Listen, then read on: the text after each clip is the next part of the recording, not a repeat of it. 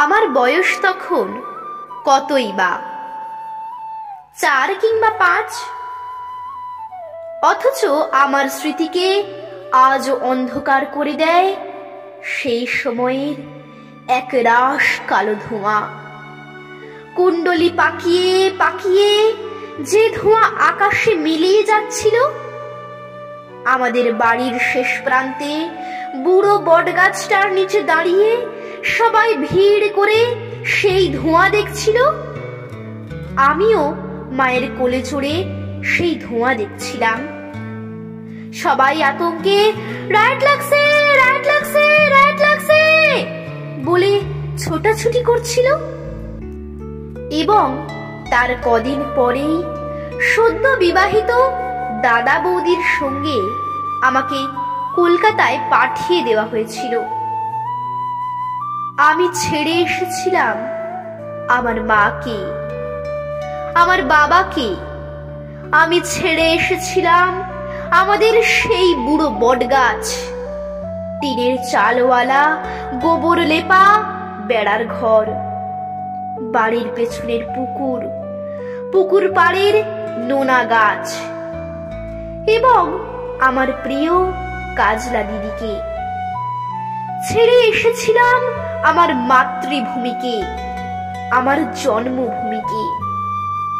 আর সেদিনের পর থেকে একদিনের জন্য আমি আর ওই জন্মভূমিতে ফিরে যেতে পারিনি, একবারের জন্যও না। এখন আমার স্মৃতিতে সবকিছু ঝাপসা। সেই ঘর, সেই গাছ, সেই কাজলা দিদি, সব সব। চাঁদপুর থেকে স্টিমারে করে গোয়ালন্দ, গোয়ালন্দ থেকে ট্রেন। দর্শনায় আমাদের বাক্সপ্যাঁটরা ওলট পালট এবং অবশেষে এক সন্ধেবেলা শিয়ালদা স্টেশনে। তারপর ঘোড়ার গাড়ি চেপে প্রেমচাঁদ বড়াল স্ট্রিট। প্রেমচাঁদ বড়াল স্ট্রিটের 3.5 হাত চওড়া এক অন্ধ গলি। সেই অন্ধ গলির 11 বি নম্বর বাড়িতে একটি ঘর। সেই ঘরের দাদা বৌদির সঙ্গে খাঁচায় বন্দি আমি, যার মুখে তখনো নোয়াখাইল্লা ভাষার টান।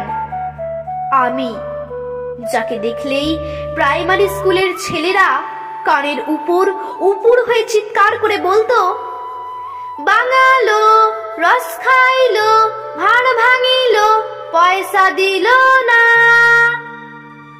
সেই আমি, চারদিকের ওই টিটকারির ভয়ে নিজের বালপনাকে গোপন করার জন্য প্রাণপণ চেষ্টা করতে করতে ধীরে ধীরে যখন অন্য মানুষ হয়ে উঠেছিলাম, ঠিক তখনই আমার জন্মভূমি থেকে বাবার একখানা চিঠি এসেছিল। সবাই সে চিঠি নিয়ে জোরে জোরে আলোচনা করছিল এবং আমি শুনেছিলাম ঢাকায় নাকি গুলি চলেছে, গুলি। বহু বছর পরে জেনেছিলাম সেই গুলি চলেছিল তাদের উপর, যারা আমাদের মাতৃভাষা বাংলার মর্যাদা রক্ষা করতে ওপার বাংলার লড়াই শুরু করেছিল।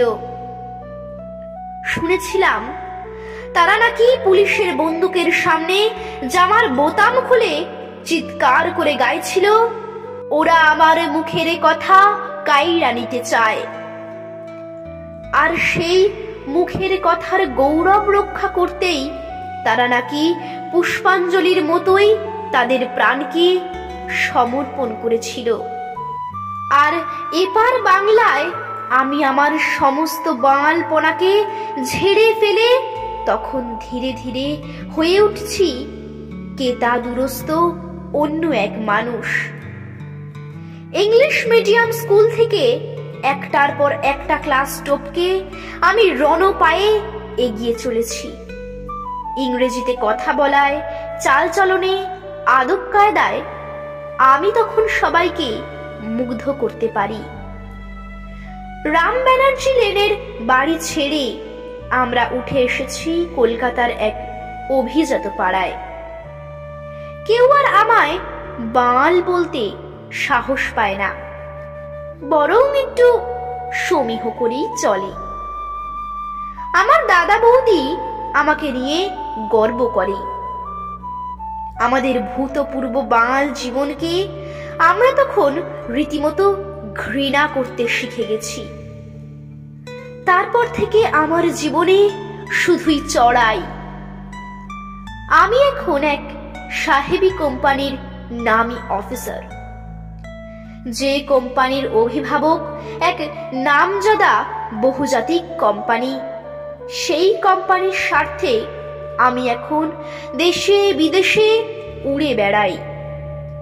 অধিকতর বিদেশি ব্যবসা, অধিকতর বিদেশি চুক্তি, অধিকতর বিদেশি পরামর্শ, কমিশন ইত্যাদি অর্জনের মধ্য দিয়েই আমার আজকের বিকাশ, আমার প্রতিপত্তি। আমার ছেলেমেয়েরা আমাকে ড্যাডি বলে ডাকে, মাকে মাম্মি। আমার মতো ওরাও এখন শুদ্ধ করে বাংলায় কথা বলতে পারে না, শুদ্ধ করে লিখতে পারে না মাতৃভাষায় কয়েকটা লাইন। আমার ছেলে মেয়েদের কাছে বাংলা ভাষা একান্তই বিদেশি। সেবার লন্ডনে এক জাপানি শিল্পপতিকে বিদেশের মাটিতে দাঁড়িয়ে তার মাতৃভাষা জাপানিতে অন্যদের সঙ্গে যখন অনর্গল কথা বলতে দেখেছিলাম, তখন আমার বুকের ভেতরে কেমন যেন একটা কষ্ট হচ্ছিল। ইংরেজিতে কথা বলতে না পারার জন্য ওই মানুষটির ভেতরে কোনো লজ্জা ছিল না, বরং মাতৃভাষায় কথা বলতে পারার অহমিকায় মানুষটিকে যেন উজ্জ্বল হয়ে উঠতে দেখেছিলাম। আমার ভেতরে সেই অভিজ্ঞতার যন্ত্রণা একটা কান্না হয়ে গুমড়ে গুমড়ে উঠছিল। আমার মনে হচ্ছিল আমার কোনো মাতৃভূমি নেই, আমার কোনো মাতৃভাষা নেই। আমি যেন এক শিকড়বিহীন চিরবিদেশী। তাই মাতৃভাষার জন্য যারা জীবন দেয় তারা কেমন মানুষ আজ আমার ভীষণ জানতে ইচ্ছে করে।